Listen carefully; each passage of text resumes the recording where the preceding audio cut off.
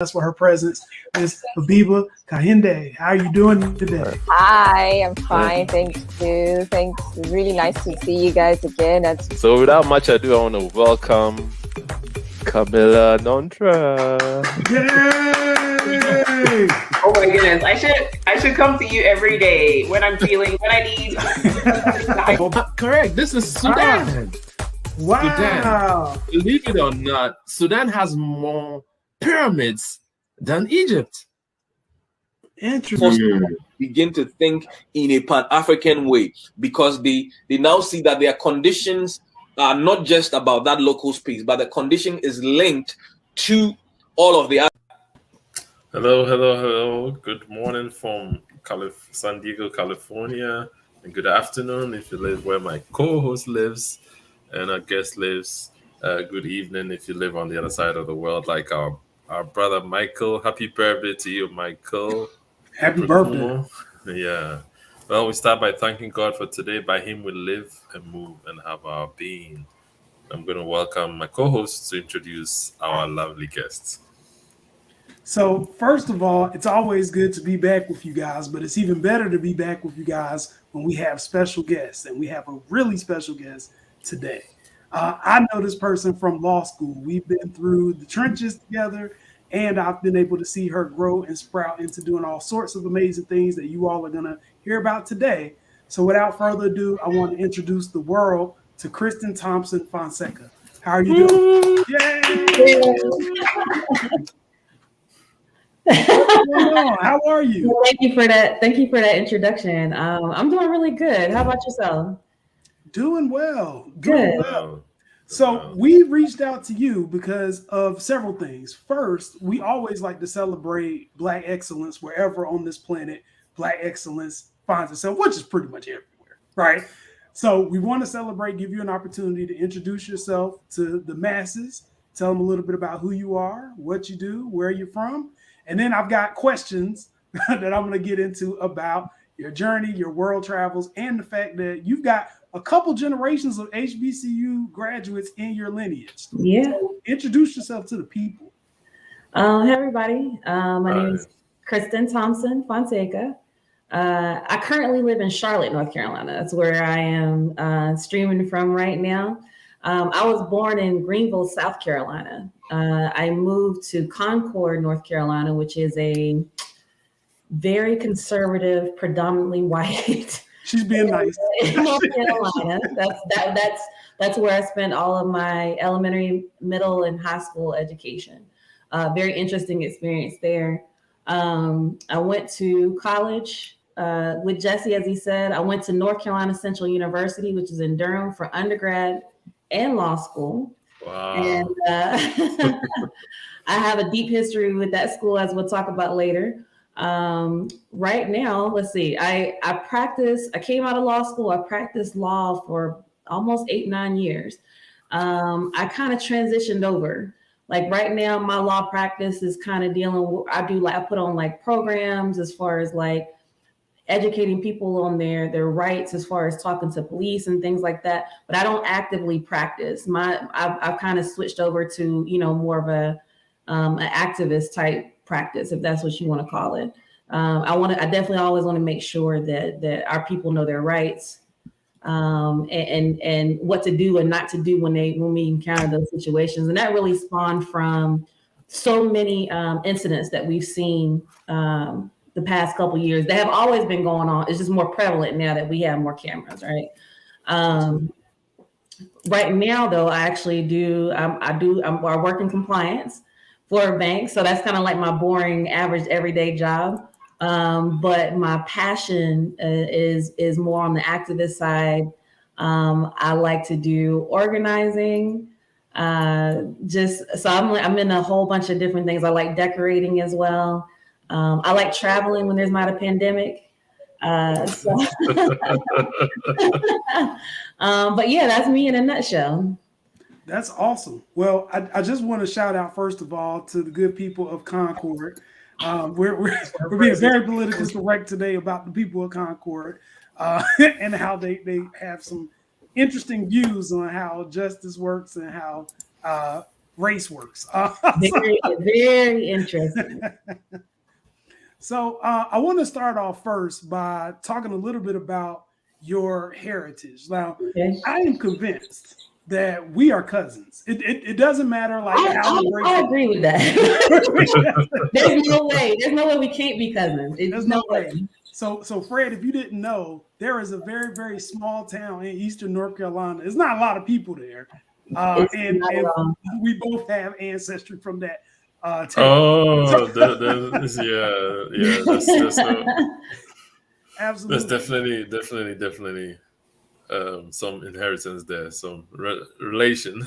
Absolutely. Yes, and me and Jesse think too similarly not to be related to each other. So Absolutely.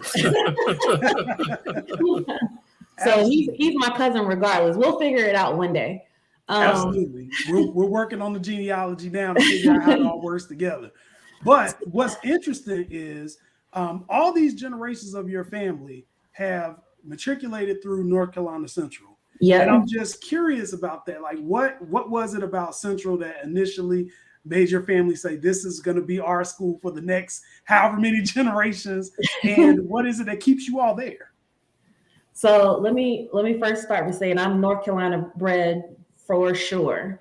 My dad is from Western North Carolina, of another small town, Canton, North Carolina, similar to Concord in its nature. Mm-hmm. So that's where he is from. And my mom is from Enfield, North Carolina, like Jesse said. For those who are watching or they've never heard of Enfield, Rocky Mount might be a better point of reference. That's how people relate to that. Right. Anyway, my mom's from the East, dad is from the West, and guess what? They met in the middle at North Carolina University, right? Interesting. And so, but there was already some heritage with that school there anyway. So my grandmother, Eleanor Williams Johnson, which I'm positive is related to Jesse. Absolutely. Went to this school in the 30s. And I think it's important to get some historical reference because we're talking about the South in the 30s, right?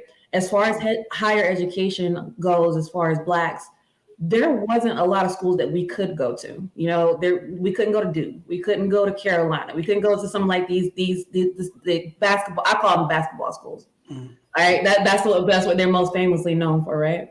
They didn't allow us to go there. My grandmother, very smart lady, had two very successful parents. They were business owners and farmers. They owned a grocery store. They owned a gas station. They had 9 children. My grandmother was the youngest girl. They sent all 9 to college. And we talking about like early 1900s. Now they sent all 9 to college. Something even more interesting, they all had cars. They gave them all cars too. Really? This is how successful they were. We talk, and we're talking about time of segregation now too. So it's like they had a black-owned gas station, black-owned grocery store. But this is the only place in that community that Black people could shop. Right? We couldn't just go to any grocery store. Right? We couldn't just go to any restaurant, any whatever. They provided that safe haven that, you can shop here, whatever. Very, very successful. And on top of that, they had a farm on top of that. They farmed tobacco, cotton, everything. Very business-minded people. They were born in I think late 1800s or so.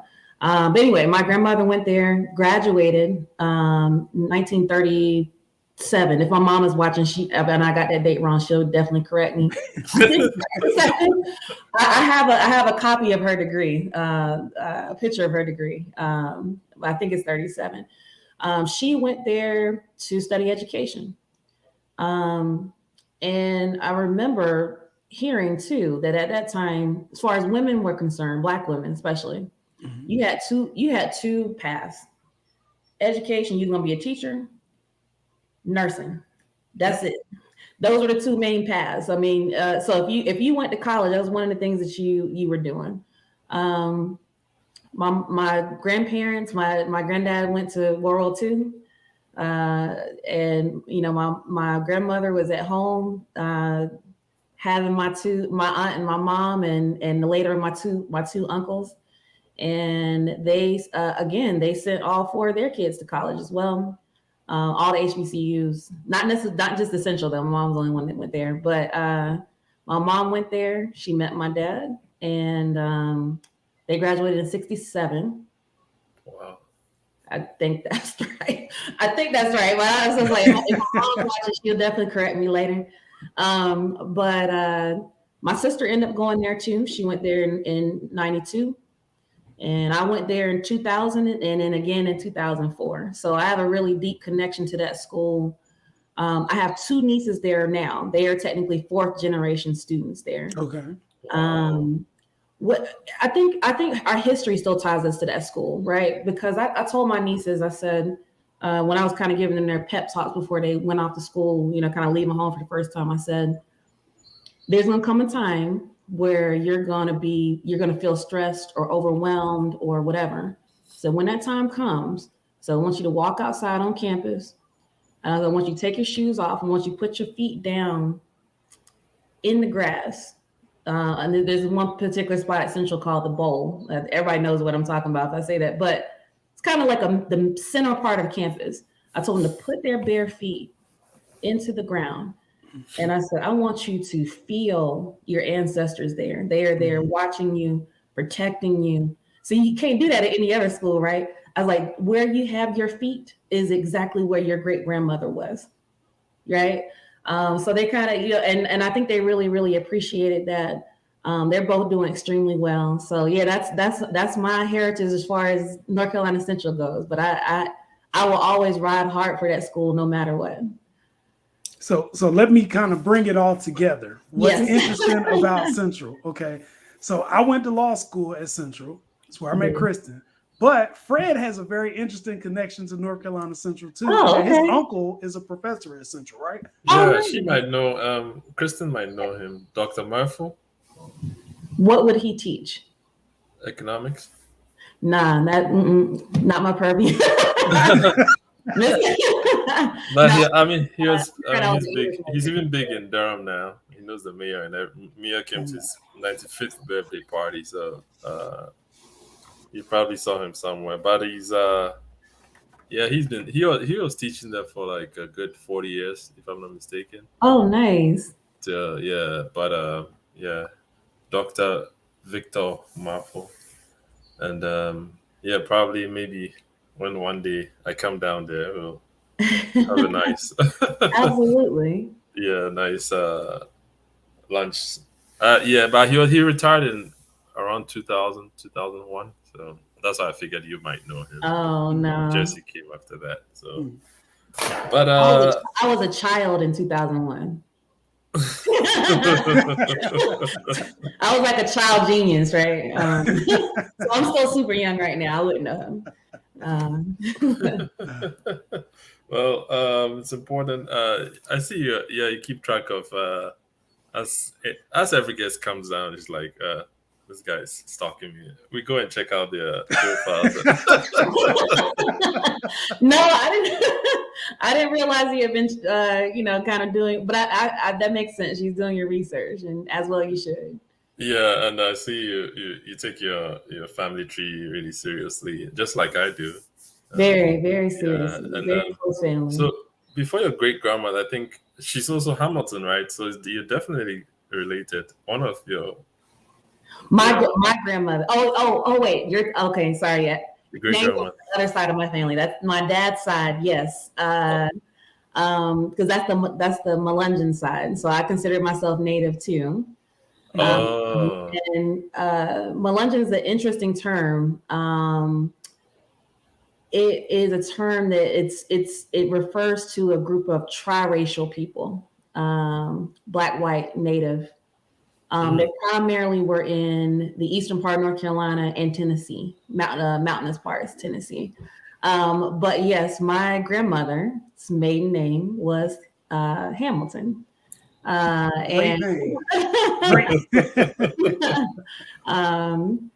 yes, that's part of, and she probably is, because, one of the interesting things I feel like I find about Black Americans in particular is that there's a handful of last names that are really specific to Black people. Anglo names that are specific to Black people. Washington, Jackson. Like these are all traditionally like Black names, but they all come from like these presidents that owned a tremendous amount of slaves, right? Right. And those names are still, and it's very interesting to see that they're still very prevalent even now, right? I'm trying to think if I know anybody white with the last name Washington. I don't think so. All the Washingtons I know are Black, right? But that's very, very interesting. Yeah, my that side of my family, very, very deep heritage there as well. We were able to actually trace a lot back, way further back with them because of their heritage as far as like record keeping.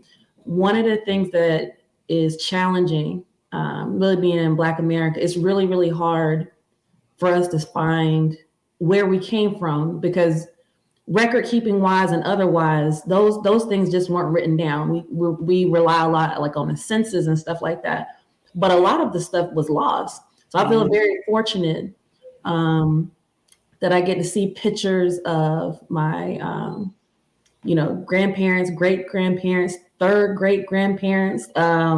So it's a very interesting thing, and just kind of seeing how look wise we kind of progressed into who we are today. So I think you hit on a great point that I do want to emphasize since so many people watch us around the world.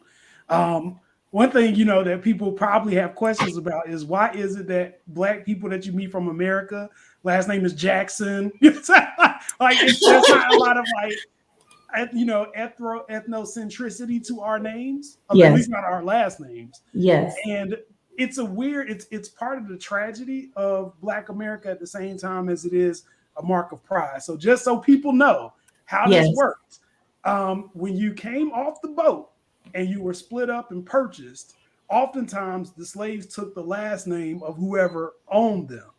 But in some cases, you got sold several times, right? So oftentimes what will happen is you would either get a nickname based off of some attribute, some physical issue, ailment, whatever. You might get named after some inanimate object because that's what we were considered in America. So I know people who were like named like there's a guy named Maytag in the 30s, right? Because they had just started making washing machines. And so they used to call him Maytag because he was the person who did laundry, right? Maytag, right? So anyways, like all these things. I never heard the Maytag one, but I did know that about the inanimate objects. Yeah, absolutely. So it's part of the dehumanization. Yes, to make it seem like we weren't even worthy of being a person. But what has happened is there were also a lot of Black people. We're not going to talk about how they got here, but we are going to say there was a lot of intermixing of folks without our choice, like without our volunteering, in order to create more and more Jacksons. And what happens is you go to particularly like small towns in the Southeast, and you'll see a lot of people with the same name. Like for instance, my lineage through my mom's side is Cooper. And the story that we're told is they were named Coopers because their job on the plantation was to make barrels. And at the time, barrel makers were called Coopers. And in fact, we do have a barrel that's been passed down generation to generation where we actually make lemonade in it. But it's something that comes from like slavery time. So there's all kinds of stuff that we've now tried to, in our attempt to connect and create families. And I guess I should emphasize creating families because the families that we had often weren't blood relatives. Yeah, it's based on people who they get sold and brought over, and you create a new network and a new family with people. So we created families, and that was kind of our like marking, like you're a Cooper now, right? There are certain things good and bad about being a Cooper. Good thing is we got this barrel that's going to be passed down, and we all now are doing really well and largely are starting to get like college educated and all that stuff. Bad side is we got Cooper temper. Like that's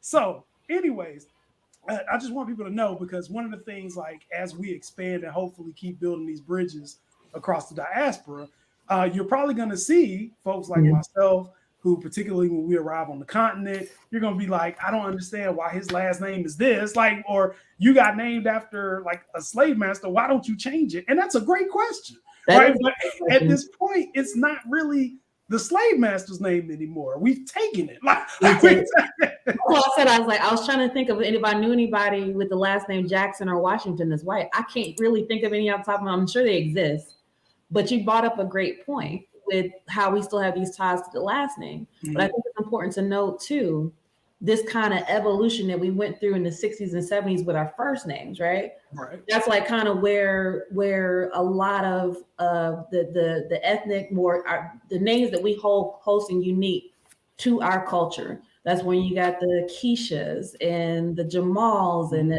and I always caution people when they say like, oh, I have to name my child a particular thing for them and that, whatever, but if you think about that kind of revolution, that was us kind of we don't know what our last name or what our last name would have been, right? That's us trying to reclaim something that's just unique to us, right? So even now when I see like a Lucretia or anything like that, I always praise those names, right? Mm-hmm. Those are names to be celebrated. Those names are distinctly just for us, Black Americans. And one thing I want to touch on too, though, because I know everybody thinks Black Americans always in relation to the slave trade. Mm-hmm. I think it's always important to note that we were already here, right? Mm-hmm.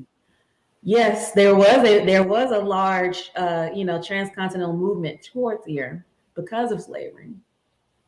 But when I think of Native people, because we get an image in our head when we think the word Native, right? Mm-hmm. Even when I tell people that now, because it's so ingrained in us, we get kind of this red skin type, almost cartoonish type character with the feathers and everything like that.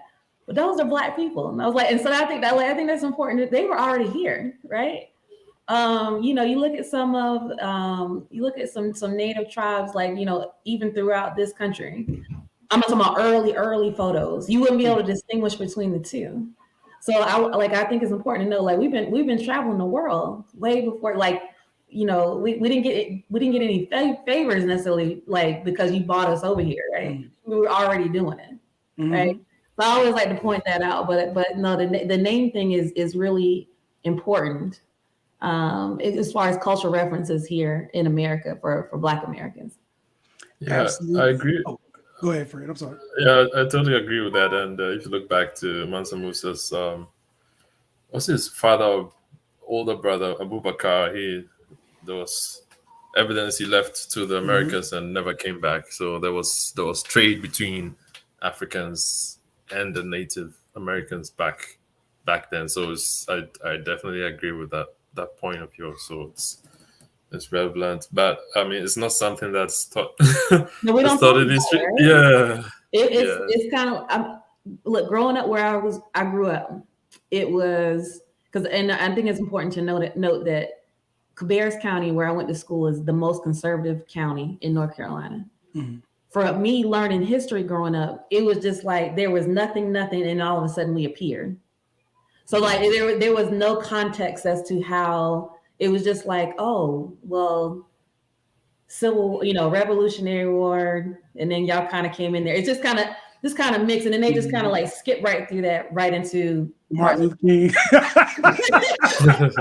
and that's pretty much it. Like, there's really not much. I mean, that gets into like the critical race theory thing, right?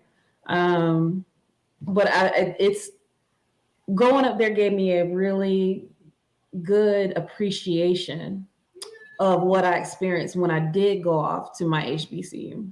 Mm-hmm. Culture shock for me. I had not had my first Black teacher was in high school. I didn't see anybody that looked like me, elementary, middle. And that's, I didn't really realize how impactful that could be to a young child to see somebody in the front of the classroom who looks like them. And it's like I didn't even have not even a Black child in my classroom for a majority of my school. I was always the only Black person in every situation that I encountered. But it gave me a really good real life practice, because that's how the world really is. Even what I do now, I'm still the only white person on that meeting, right? So it did well prepare me for that thing. Yeah. I mean, I can't imagine like comparison. See, I grew up very low income between Vance and Durham counties. Yeah. So it was black people everywhere. It was everywhere. But at the same time, like I also remember how I felt when I finally did have school with white people, and like just getting accustomed to different stuff that folks do or don't do. You know what I'm saying? Like see people like walk out of the restroom and not wash their hands. Like, what are you doing? Yeah, man, I get it. I wanted to bring up a point because you brought up the great point about like we don't get hardly any history of Native Americans whatsoever. Right. And I think I've learned more from like traveling, particularly when I went to the Caribbean and I would talk to people at the museum. And they, you know, I used to always read this term. It was Taino, Taino. Yeah. Taino, those are the people that like did all this horrible stuff too. And in my mind, for some reason, I was thinking, okay, well, this is, you know, the quintessential first interaction with Europeans, Native Americans.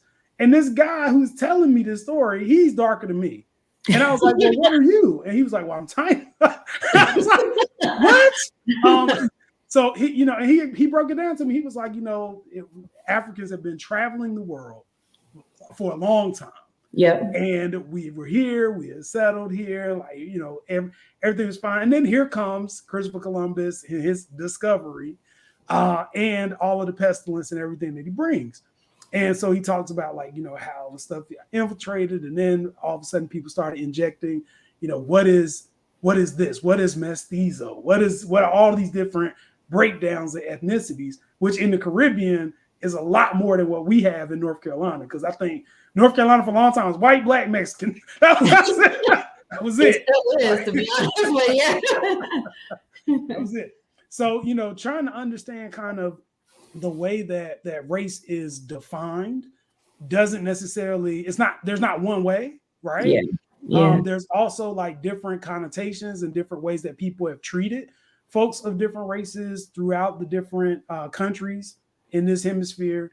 And I always like to emphasize for the Black Americans who are watching the show that you really, really need to do some research on what the European influence into continental Africa was as well, because you don't want to get pulled into these crazy arguments when people try to put Black Americans against Africans and say, oh, well, he did this to you, and blah, blah, blah, blah. When in actuality, it wasn't either one of us.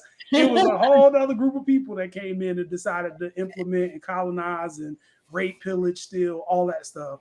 Exactly. And it created division that we're still trying to overcome.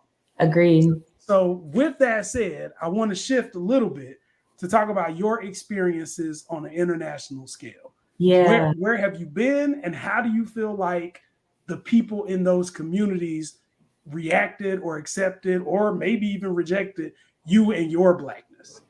So, well, first of all, and because I was going to mention this anyway, I think it's so important that we need to travel anyway, just in general. Absolutely. Because I feel like Americans have this kind of like complex, superiority complex is what I was looking for. That the world just kind of revolves around America and how we like our media, our entertainment, everything's like American, right? And we kind of want everybody who comes here to be ingrained. And like you supposed to speak our language and do our thing and dress like us and do all these other things, right? So I feel like I didn't get a true appreciation for race and racism until I left the country. I've been to several countries in Europe, and I traveled to Paris 2019, right before the world shut down. I really wasn't. I had already been there, but I had two coworkers that were like, oh, let's go to Paris, and so I'm never really interested in going in Europe, and a lot of it is because European culture has such a heavy influence on American culture. Like that, when I was saying like the history that I learned in school, it was their history I was learning, right? I can't tell you anything about Africa, but I can tell you about all these leaders in Spain and France and Napoleon. It's so I just really wasn't very interested in it because like their culture really it's always a great place to go. Mm-hmm. And there's a lot of African people in Paris, right? Mm-hmm. And it's always good to go to places and you see somebody who looks like you.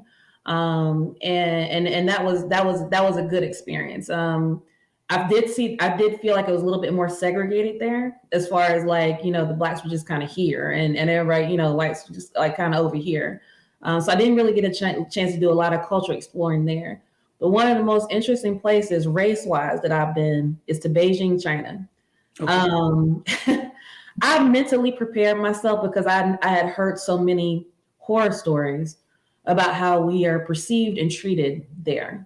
Now, China is a big country, like just land-wise is about the same size as the United States. I can't say me, my mom, and my dad went. I can't say we did not have a negative experience. A lot of that, though, I think was due to the fact that we were because Beijing is one of the biggest cities in the world, right? So if you were thinking about like, you know, this is probably a little bit more liberal minded. They probably are used to seeing people who look different in that city, just in that one particular city, because it's like New York or anywhere else, like this kind of melting pot of people. So it's a little, but I think when we got on the plane going there, we saw like one other black family. So it was like, okay, we're doing good. But I did feel like I was on display a lot because China is a very racially homogenous place. All right. There's not a lot of variation as far as their looks, right? Where you go to America, like Black Americans, we light skin, dark skin, whatever. You go to China, everybody kind of looks the same, right? And so they're not used to the hair and the skin and the everything. My height, I'm 5'11", by the way. So they're not. So I always have this kind of commanding presence no matter where I go. I had braids in my hair at the time, but nobody was rude about it. I've had more rude experiences here in America for somebody grabbing or touching my hair. Oh, that's for sure. That's for sure. But not there though. They just were like, I heard the Mandarin word for beautiful more times than I can count while I was there. Okay. And every time that somebody did have a fascination, everybody always asks, "Can I touch your hair?" You know, one woman just wanted to touch my skin in general. She just, I mean. I did let them do that, but I knew it was coming from a place of curiosity, not from a place of we're at a petting zoo, right? Which is the vibe I get here. But Jolene and them, Jolene got like a girl. So we had a chance we went to go see the Terracotta Soldiers, which is in a much smaller part of China. It's about it's like a 6-hour train ride. Very different experience there. Not negative. One of the things I noticed, they were very intrigued by dark skin, but they did not want to be dark. When Beijing people just out there walking normal, whatever, in that particular, like this smaller city, sunscreen, blocking the sun, umbrella hats, just carrying the umbrella. They did not want that sun on them, which I found very interesting. But when we went in to see the actual Terracotta Soldiers, these figurines that are super old, they look like Black people, high cheekbones, and just the overall the way they did the facial hair and the whole facial structure. And I'm sitting there thinking, I was like, you know what, we really are everywhere. Egypt has been the best country I've been to so far. It's the only country I've been to in Africa, but I want to go to more. But what I found interesting there, race-wise, is that they seem to consider religion first before race, right? Like it's when we describe somebody here, she's a Black female, tall. You were describing somebody over there, Muslim, then Black, then whatever. That seems to be more of the priority, which I found really interesting. But our tour guide, he wanted to emphasize, he said, we are Black people. We have always been. And he talked about he's like, I'm drawing a blank. He's like Kemet. He's like, that means dark soul. He's like, that's us, right? And Land of black people. yeah, that's it. He said, and so we were right there on the border of Sudan, and I wish I could have saw a little bit of that country, but I saw so many people that looked like us. It kind of blew my mind, because I also feel like that we have a stereotypical image of Egypt as well, right? Because they've almost kind of separated Egypt out of Africa, like it's like some kind of like unique entity, right? Because then you got Elizabeth Taylor playing Cleopatra, and you got like all these things. So you have like, and the long straight hair, and then you go to the museum there, and it wasn't straight wigs they had these kinky, coily, very tight coil wigs, right? Yes. And that's like, I think it's important for us to go see those things. I'm like, these are your people, right? Yes. This is what you look like. It's not this. And I think they show us lighter Egyptians too. I had never seen so many dark skinned people. Like I would imagine it's the same in India, because they only put forth the kind of lighter tone people, right? Right. But if you actually go there, mostly everybody there was darker than me for the most part, right? So I mean, that's imagery that we need to see. We need to go see it. That's awesome. Well, you hit on so many fronts, and I was going to ask you the same question: why travel is important, and you hit it out of the park. And yeah, one thing I'll say is, I'm in Egypt, and I'm glad that the tour guide. So there was this divide, and when Egypt was raided back in the day, in history, the Turkish raided and pushed the black people south. Yes. And that's how come, I'm sure you've seen the introduction, me getting excited about the pyramids in Sudan, pyramids in Sudan, because they're trying to claim the land because of the ingenuity of the Egyptian people, the land of black people.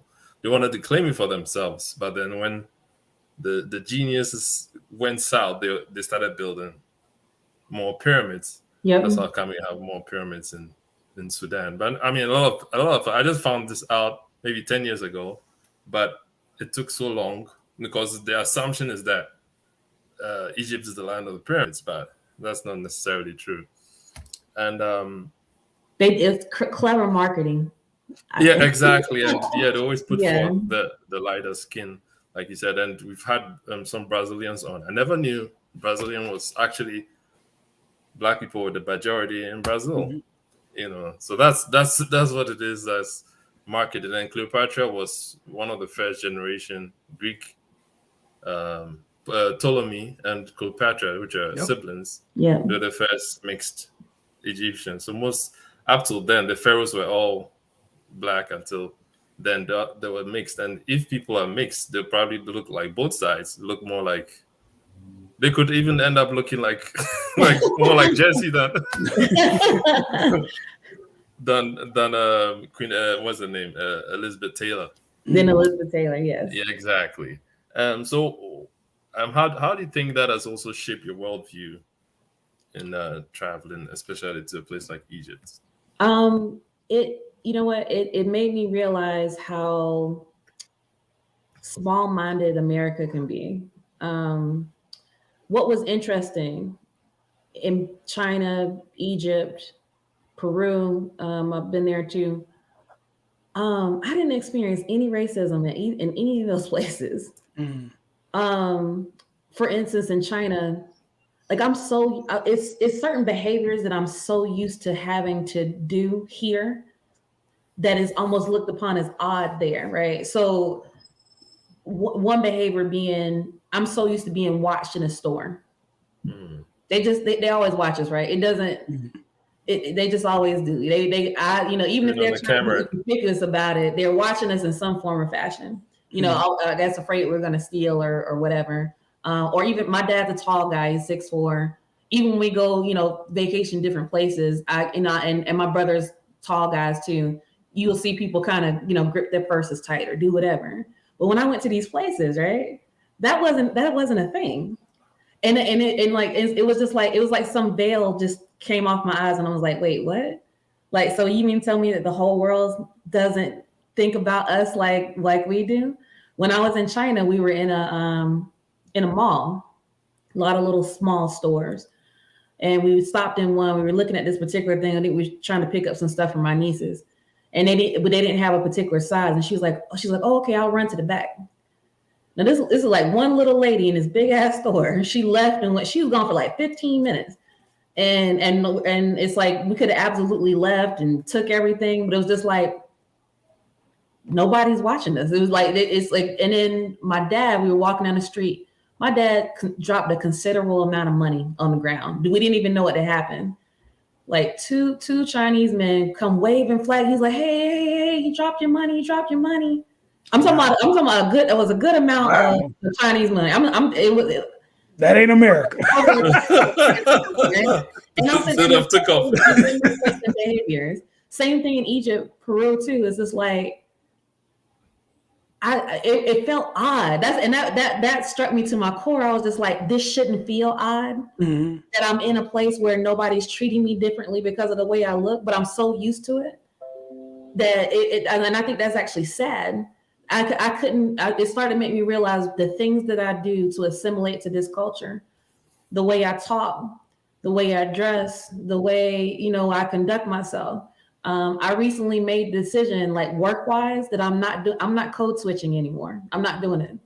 You gonna get get all of me. This whatever comes, the head swings, the whatever that. However I present myself, because that's my culture, that's my voice, that's who I am. I'm not code switching anymore. I think we should stop doing that. Not doing it. Absolutely. Told you, what's going on? Told you said America would have taken that money. And thank you for the donation. They wouldn't have thanked you. They would have called you stupid. They would have took your money. We were like 2 blocks away, and they was like, we didn't even. I was like, because we was like, why are these people running? They were running like, and they was like, you dropped this big bag of money. I was like, oh, okay. I was like, that's wild. So I'm gonna tell you a funny story. Well, in Japan. There's a few of my brothers and sisters who went there, and what happened there is, we shape differently, so they started touching. touching some of our sisters' rears because, is this real? They just wanted to feel it was real. So, that happens in different cultures because they're just not built that way. Hey, as I said, I'm tall too, so I kind of command attention wherever I go. I'm used to that, and that was a different experience. But I didn't feel like it was like fetish. I didn't really feel like it was fetishizing though, not in the sense that it is here, with the. Because right now, with just entertainment is what all Brazilian butt lifts, BBLs, whatever. But it's not in that sense. They're almost kind of fetishizing Black women. It was like, wow, look at your beauty. Look at your skin, look at your, that's kind of how I took it. I hope I get to travel to more places. I was actually supposed to go to Japan March of 2020. So that kind of curbed my travels, obviously, but I hope to go a lot more places. The only continent or 2 continents I haven't touched my foot on is Australia and Antarctica, but I've at least been on every other continent on the planet, and that's my goal, is to try to make it to Australia next. But I need to do some research there because I've heard some bad horror stories about Australia. More African countries. Yeah, I've heard about. So, I definitely want to do more African countries. Those Antarctica penguins, you got to watch. So look, this is awesome. I just wanted to say I am just now starting to go beyond the hemisphere. So I'm getting ready to go to Ghana. Looking forward to that experience. But I will say I did notice this when we went. My wife and my son, we went to Canada, and we were just having a good time at Niagara Falls, not thinking anything of it. And there was this adult man who started getting beside my son to take pictures. And you know, I'm not used to that. And I feel like, you know, that's an issue. And of course, my wife's not used to that. And she's from New Jersey and she felt like it's an issue. So we, you know, didn't really receive it well. You know what I'm saying? But I did trying to explain to us like we don't see thing, but in China especially, but it kind of because they were sneaking pictures anyway. So I was like, listen, I might as well smile. Right. I might be on some Chinese internet Facebook somewhere. The dark so I might as well look cute. I was trying to pull up this picture because that reminded me of because I caught somebody taking a picture of me in China. But I'm sorry, go ahead with what you were saying. I was just trying to bring that No, I'm just curious because like I don't know, like, you know, people were looking at us like we wrong. And I was like, no, you're not just gonna take a picture of my kid. Like that doesn't make sense to me. Now a child is a different story, right? Yeah. Because he's innocent and he can't protect himself. Right. But I think like apparently what he was trying to explain to me is that we've never seen Black children before. Which was, you know, I wasn't in the headspace to receive that right. You know, so but I'm just like, no. This, you know, one, if you're gonna take pictures of anybody, it would be nice to ask permission first. Absolutely, and I did get asked, and I was like, at least that's better. It was better than the people who were just trying to sneak and do it just because they were just fascinated, right? Which is weird. I mean, I guess it's cool. One of my friends from college said the first time he went to Korea, everybody thought he was Michael Jordan. Like he's a musician. Everybody thought he was Michael Jordan. So like they come up and he's like, I don't play in basketball, but they were trying to convince him that he was Michael Jordan. He's like, well, I don't even know how to play basketball. And so he was like, you know, after a while you get tired of it and you just start waving at people and shaking hands. You know what? My brother, autographs. 6'6", always gets that. I don't know. Can I share my screen? I was gonna share this picture. Yeah, sure. Yeah. Oh, before you go, so it's told you says in Australia you gotta be careful of wildlife. I don't know. Oh yeah, I seen kangaroos fighting people. I definitely seen. Oh that. Yeah. Oh, okay. Can you guys see my screen here? Yeah, let me allow you to share. Add it to the stream. Okay, there we go. Oh, see, this is me. So this guy right here is what I constantly encountered. And see, I had my braids on and everything like that. But say like this was, I guess, I do think this was kind of a ruder experience. But for the most part, I would say like 90% of people just ask, can they take a picture with me? And listen, I get it because China is a communist country. These people don't get to travel that much, right? Mm-hmm. So they don't get to. It's not like us where we can go. I can go to Walmart right now and encounter 3 or 4 different countries, right? Mm-hmm. They don't get to experience any of that, right?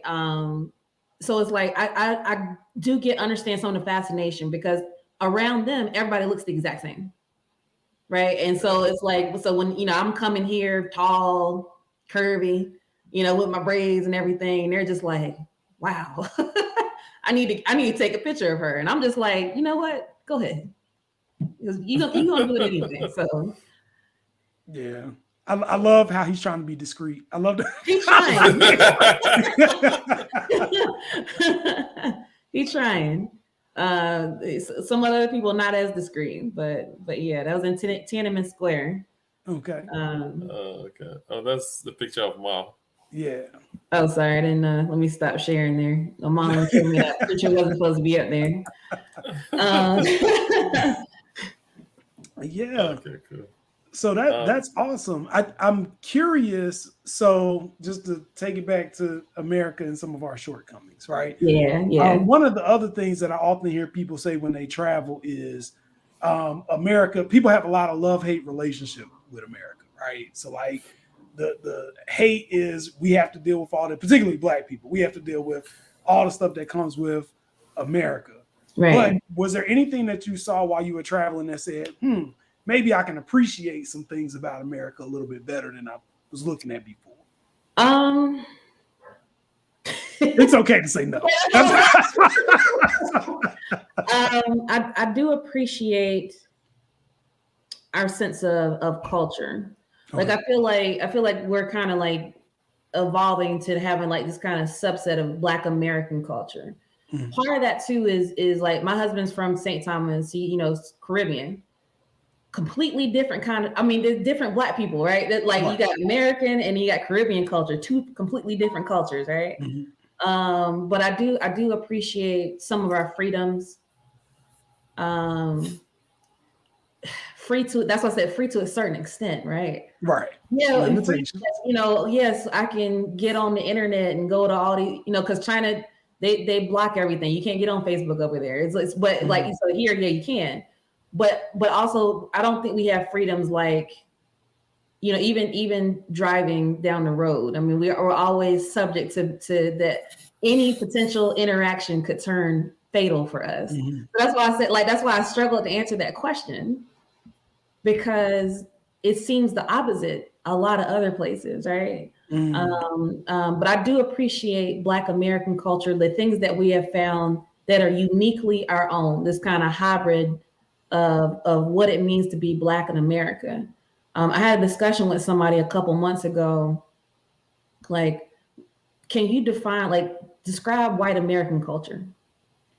And we both struggled to kind of do that, because if you notice, white people tend to try to gravitate towards their European root. I'm Irish, I'm Italian, I'm whatever, right?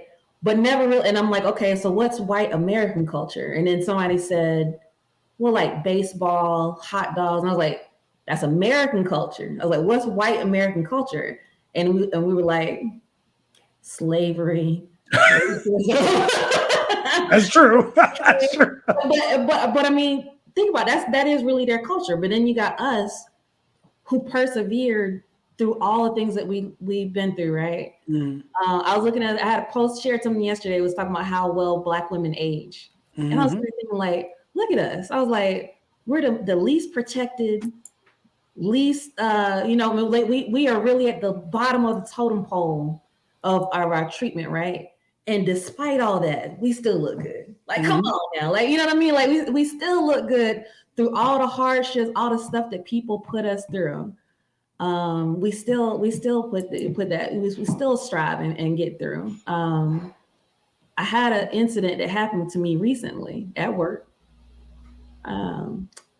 I was just talking and on a meeting and just doing everything that I normally do. And when somebody called me confrontational. I mean, I was saying literally they say the exact same words as one of my white counterparts.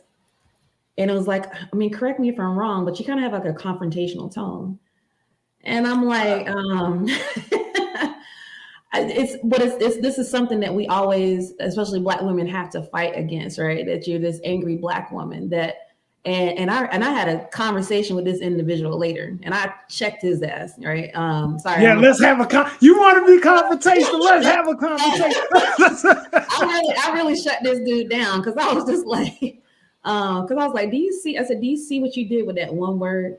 I said, I built my reputation at this company for 5 years. And I said, with that one word, you put me in the position, and now I have to reprove myself every time that we get on a call with these managers and all these like leadership people. And I said, that's how detrimental words can be. It doesn't have to be the word nigger, right? Those microaggressions can be equally as devastating. But I really checked him. But I wanted to bring that. I said I was going to bring that up today. That was because I know I'm not alone in experiencing that. But I thought I had, by stopping practicing, I thought I had left some of that behaviors behind. But no, confrontational, combative, argumentative. Yeah, I got to bring you to the dark side. We gonna embrace confrontation. I'm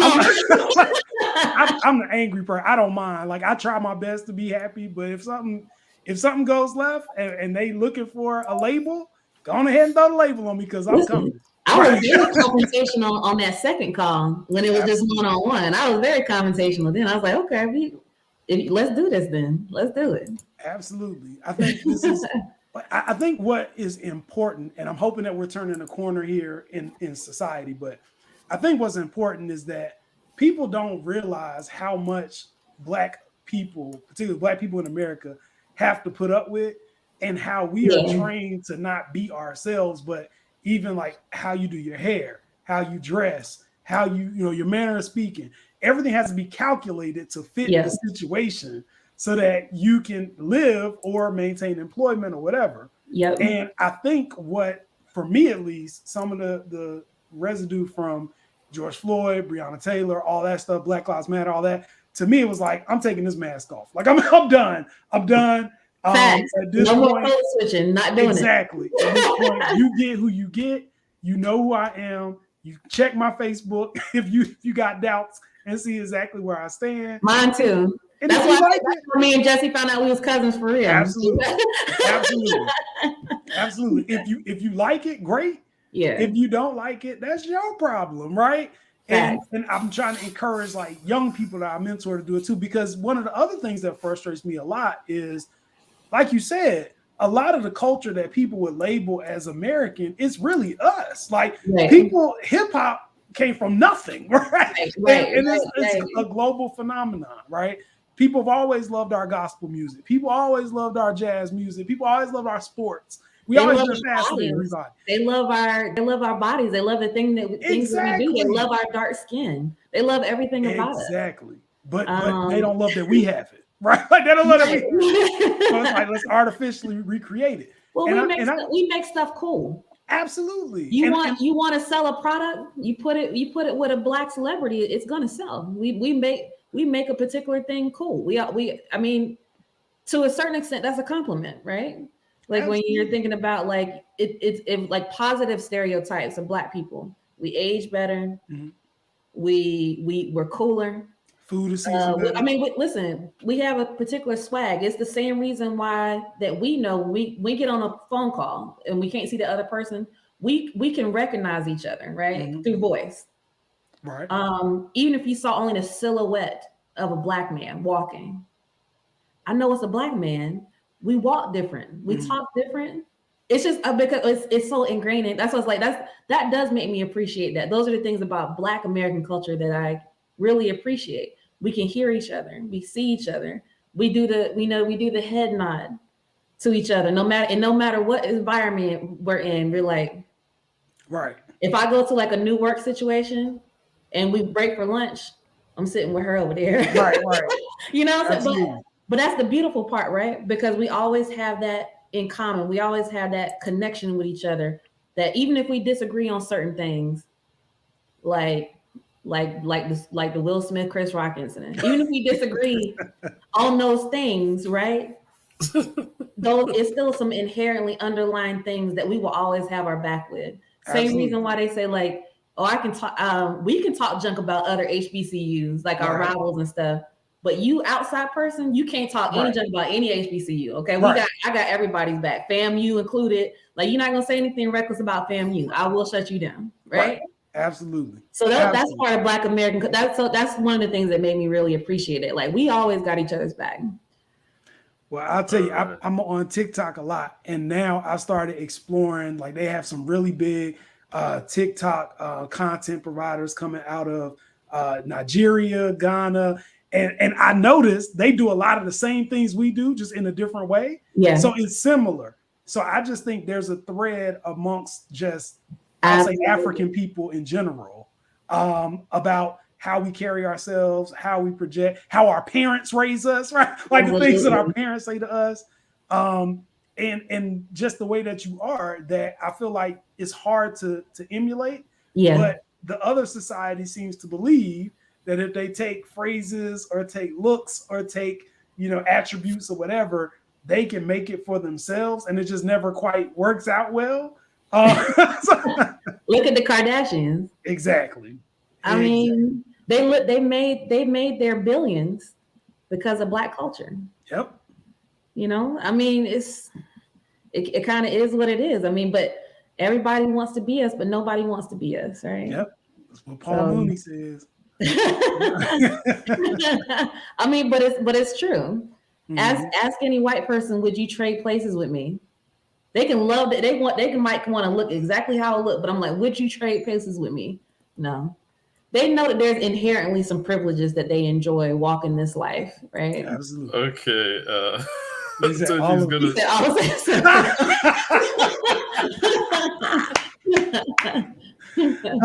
Tim Scott. That's Jesse's guy. No. I always like teasing with him. Not my guy at all. Not my guy. Apparently not Ketanji Brown Jackson's guy either. So I don't know what's going on with Tim Scott. Oh, we didn't even talk about that. We both in law. We didn't talk about. We got our first black female justice. Yeah. We got her confirmed. So and now she's confirmed, and I'm happy about it. But I will say this: the fact that it was 53 to 47 doesn't sit right with me. Like, why is that close? How is that close? Racism. Like she's literally the most qualified individual ever that we've seen in our lifetime. How is the most close? You know what I'm saying? Like how it kind of blows my mind, right? They really don't like us. They I mean, I'm just saying that's what I said. Like listen, she handled herself extremely well. Because somebody would have lost but it, right? You mentioned it earlier. I call it the mental minefield, and it's exhausting. We have to navigate and not step on natural hair bomb. Whatever, anything that you can think of Black culture. I can't step on that. I can't seem to have an attitude in my voice. I can't do any of it. And we navigate these things every day. And it's so exhausting. Mm-hmm. It is, was it James Baldwin that said that? To be to be Black and conscious in America is to be in a constant state of rage. Is be in a constant state of rage. And that's 100%. That is 100% accurate for sure. Yep. Well, my thing is this. I mean, I take solace in the fact that more people were watching the confirmation hearings and are starting to recognize and identify the racism. So people know that we're not making this up. Right.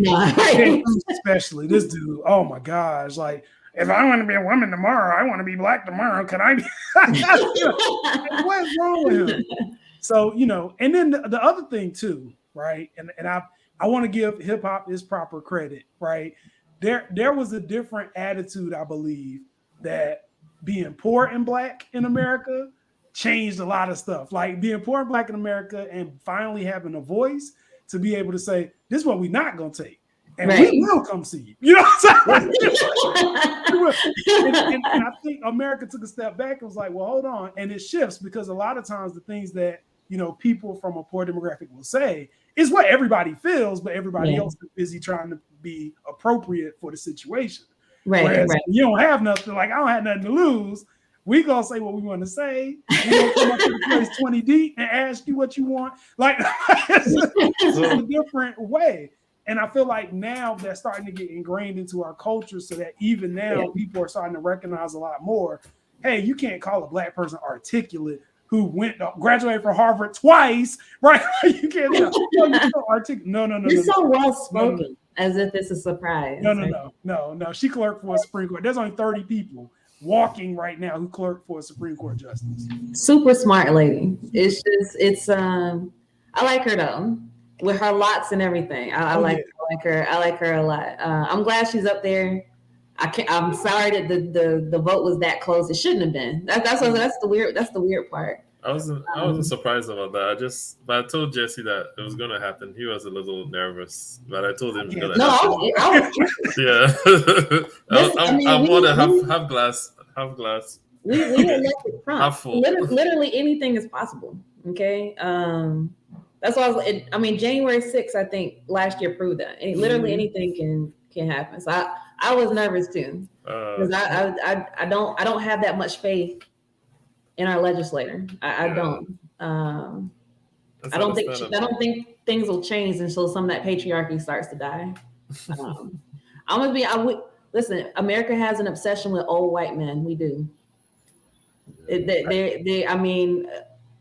Listen, look at our two choices for our last election. Mm-hmm. We are obsessed with old white men. Mm-hmm. I hope we can get away from that. But those are the two elderly people that we trusted the most to run this country. right? I can say it. I wasn't a fan of either. It just kind of is what it is, right? And so until we start to let some of that go, until we start to let some of that obsession go, and also as soon as we stop, like kind of like when Will and Chris Rock happened. Listen, first of all, I thought everybody was wrong in that situation. What I was concerned about though is that there was two Black men in the forefront of this particular conversation. That kind of stuff bothers me. I will not engage in as much as I will argue somebody down on social media, but I will not engage on this public forum. Or when I say engage, I mean argue with another Black person on a public forum. I will tell you, like, hey, I'm about to DM you, because I won't show. I refuse to show that kind of that us not being united. I don't like that. I don't like that imagery of that. I don't like the imagery of seeing one Black man slap. I don't like that imagery, because listen, regardless, years from now, when they're like these kids see the replay of that incident, they're not going to know all the conversations that we had about it. Yep. They're going to see one Black man smacking another in front of the entire world. I don't like that. That's the kind of stuff I want us to get, regardless of whether or not you thought who was wrong or Jada was wrong, or it doesn't really matter. Do you see what they just put on forefront and display? You know what I mean? That kind of stuff bothers me. That's good. You know, that's what I teach my class. That's what Thurgood Marshall used to do. You know, Thurgood Marshall was a big opponent of Martin Luther King early on, and he wrote him letters. He would publicly be like, "Oh yeah, you know, he's doing this thing," but behind the scenes, he would write letters like, "You are going to get yourself killed." That's what these people. And so, like, it's important for us to know that there's a way to hold each other accountable without becoming public spectacles for another society. And you see now, like, none of us, regardless of what side you're on in this debate, none of us wanted Will Smith to be banned from the Oscars for 10 years. Right. They just trying to, like, make a statement after lying about telling him he had to leave. They didn't, right? So they're gonna try to pay him to be somebody worse because he had a bad moment.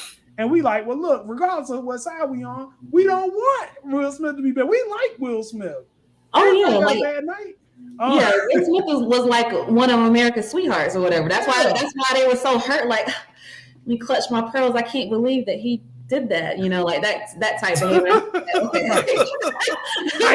Hide your money. People be rich. Hide your money. Like, oh no, for that one instance, they got like, oh no, he did turn into a Black man, you know, in that one instance, like that. So they don't like stuff like that.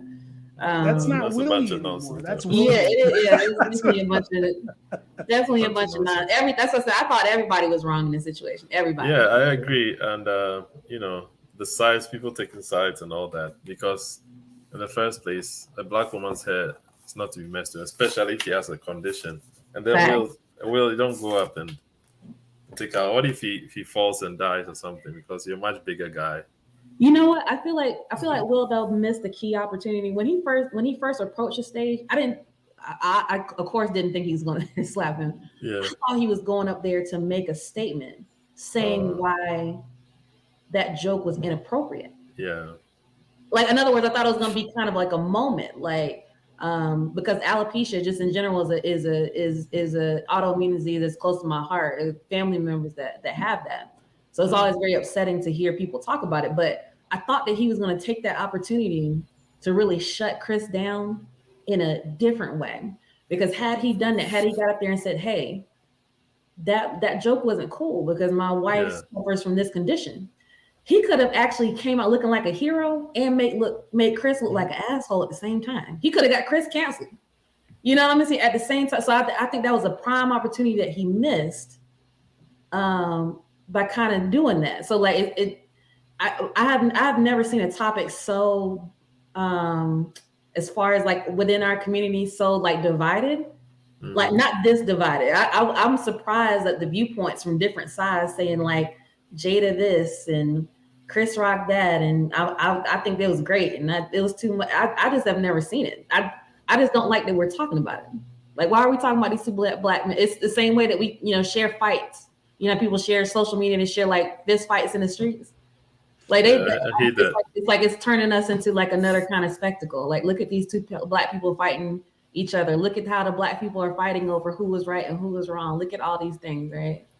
I think it is. We also need. I think it's because, at least for me, when I do a post, I'm not really thinking about like white people. Like I think I'm posting for like my circle of Black folks to have that safe space for a debate.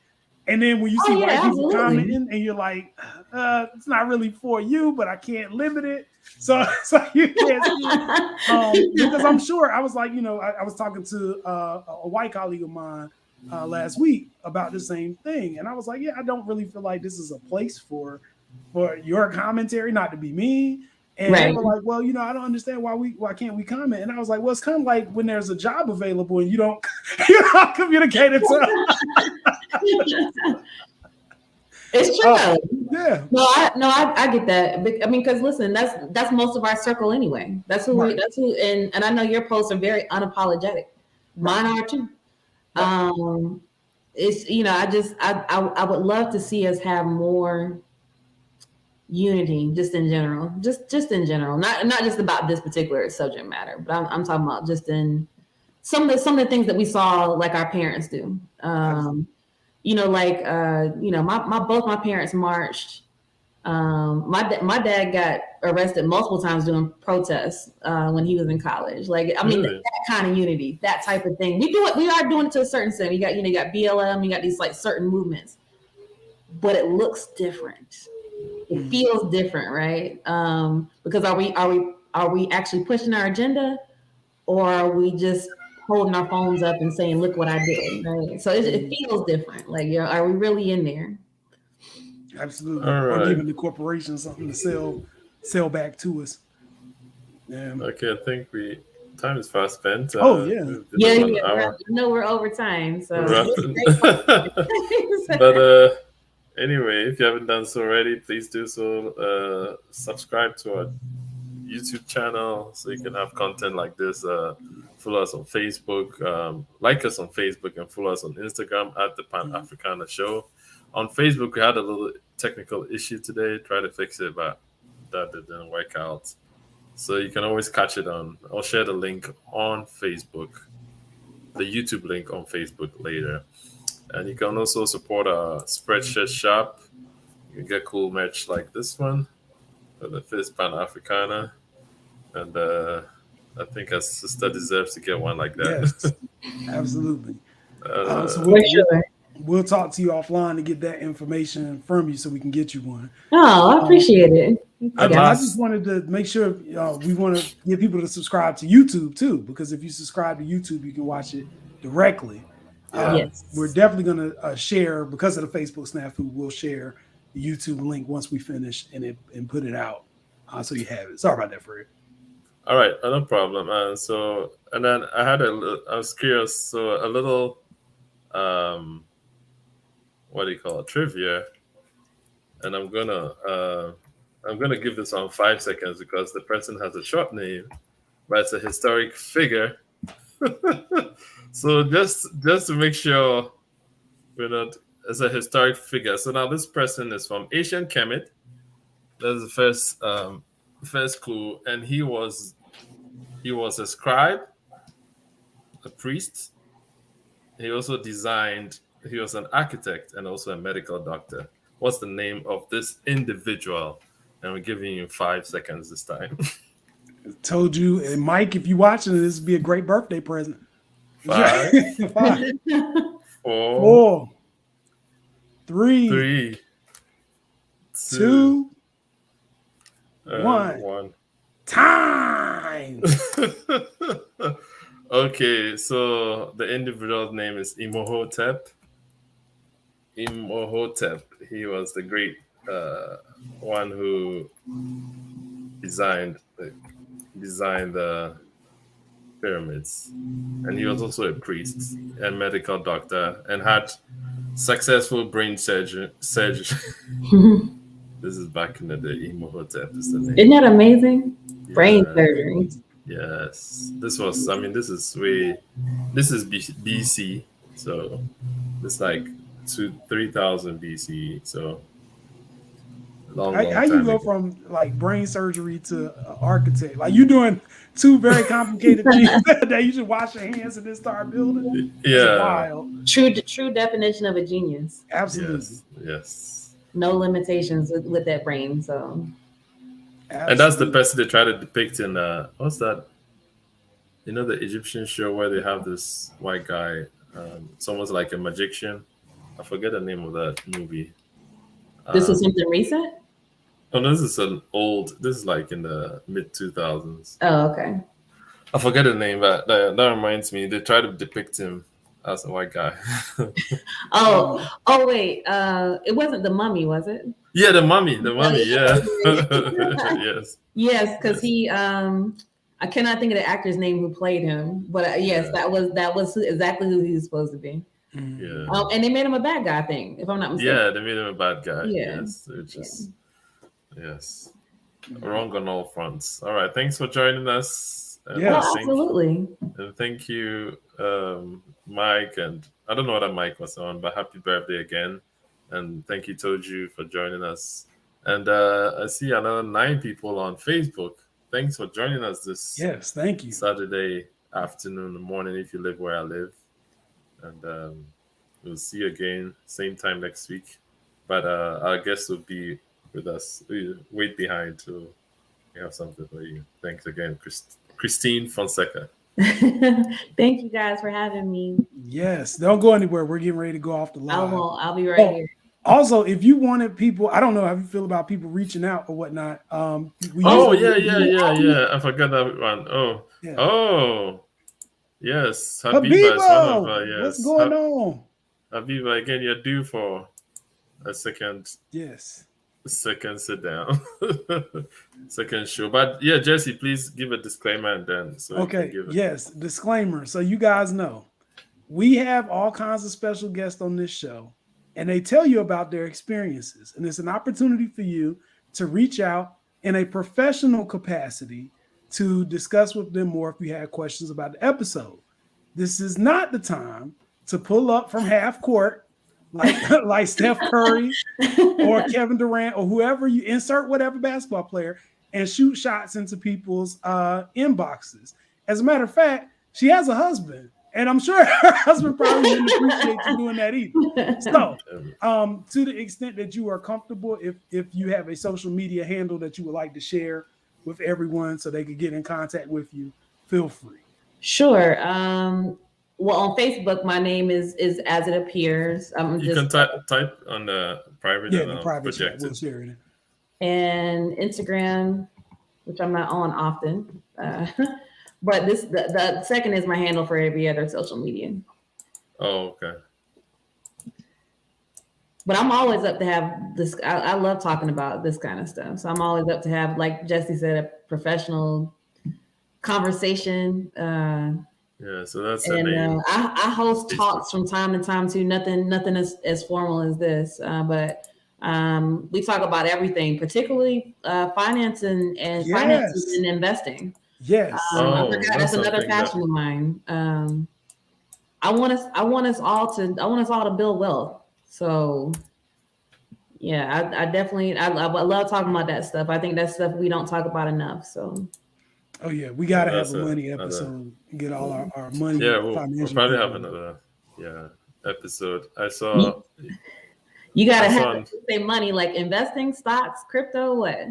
I mean anything. We got people who do all kinds of stuff. You know, Fred is a tax guy, so these people do all kinds of stuff. Anything that keeps more money in our pocket in some way, shape, or form. That's facts. Well, if y'all do another one. I would love to be a part of that. If you we'll talk strictly about that, and I'll also give tips on how to avoid paying steep taxes for them. Because one of my clients pays some steep tax for capital gains, and you can't allow that to happen.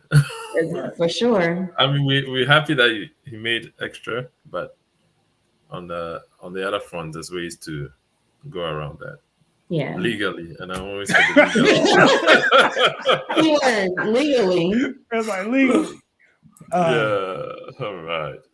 So, thanks again for joining us, everyone. Bye. Yes, thank you, everyone.